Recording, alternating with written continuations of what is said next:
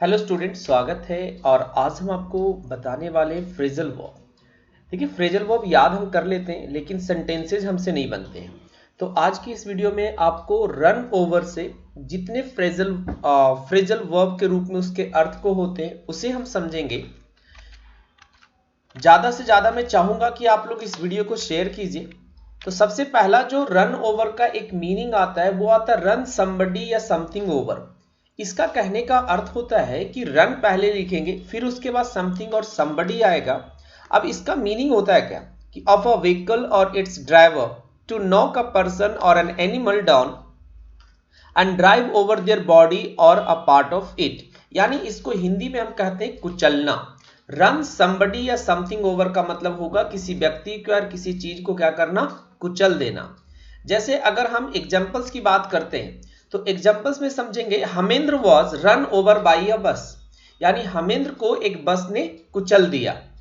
माई dog almost got run over, यानी मेरे जो कुत्ता है उसे लगभग रन ओवर कर दिया गया। यानी गेट रन ओवर का यूज, जैसे आप पॉजिटिव वर्ब के बारे में जानते हैं, पॉजिटिव वर्ब के बारे में पढ़े हैं। अगर आपने नहीं देखा है तो चैनल पे सर्च करके जरूर देखिए और कोशिश करूंगा कि मैं यहां पर पॉजिटिव वर्ब का लिंक भी आपको लगा दूं। तो आई होप कुचलना के अर्थ में आपको रन ओवर अच्छे से समझ में आ गया होगा। दूसरे मीनिंग की बात करें तो रन ओवर का मतलब होता है when you run from where you are, यानी जिस जगह पे हैं और वहां से आप जब दौड़ते हैं, to where someone else is, जहां पर ऑलरेडी कोई एक इंसान है, यू रन ओवर और you run over to that person. यानी इसका अर्थ हो गया कि एक जगह से दूसरे जगह के जाने के सेंस में भी हम रन ओवर का यूज करते हैं। जनरली ये रश के सेंस में होता है कि काफी दौड़ते हुए जाना। जैसे एग्जांपल्स की बात करें कि I saw a man hitting a child, मैंने एक देखा कि एक आदमी बच्चे को मार रहा है। And I rain over and stopped him, और मैं गया और उसको क्या किया, रोका। यानी जिस जगह पे थे उस जगह से उस इंसान के पास गए, तो वहां भी आप रन ओवर का यूज कर सकते हैं। When I saw Melanie, I ran over to her and gave her a big hug. जब मैंने मेलेनी को देखा तो मैं उसके पास गया और उसे एक बड़ा सा हग दिया। हग का मतलब होता है गले लगाना। नेक्स्ट है रन ओवर का यूज करते हैं when a liquid in a container fills and the container and goes over the top. और कंटेनर क्या होता है, उसके ऊपर से, मतलब कंटेनर के ऊपर से किसी चीज का बहना, उसको कहते हैं रन ओवर, मतलब फ्लो करना, ज्यादा हो गया और उसके बाद से फ्लो करना। इसके एग्जांपल्स देखिएगा। ऐसे एंड का यहां पर कोई जरूरत महसूस नहीं हो रहा। And container goes over the top, ठीक है।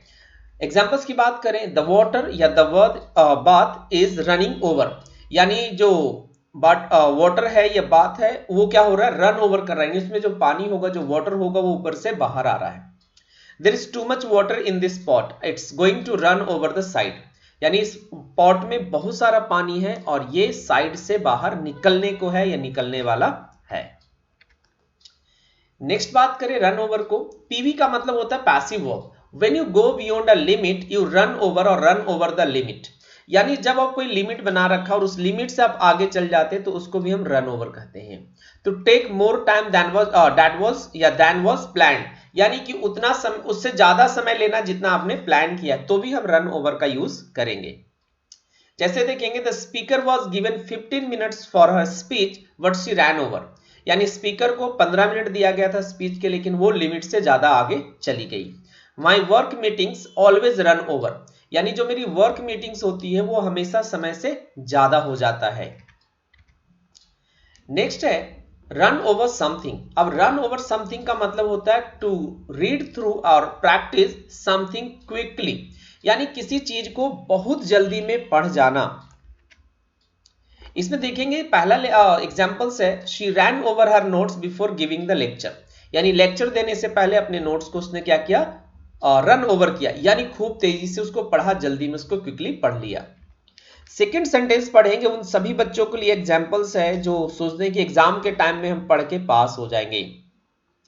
If you don't read daily and if you think, आप डेली नहीं पढ़ते और अगर आप सोचते हैं, by running over the notes at the 11th hour, यानी अंत समय में अगर आप ये सोचते हैं कि अंत समय में हम नोट्स को पढ़ लेंगे जल्दी जल्दी से, you will not pass with flying colours, तो आप अच्छे नंबरों से पास नहीं हो सकते।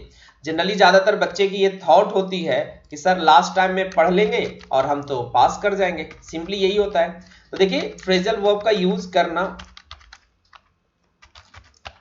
सिर्फ जरूरी नहीं, याद करना सिर्फ जरूरी नहीं है, ठीक है, हमको इससे सेंटेंसेस बनाने आने चाहिए।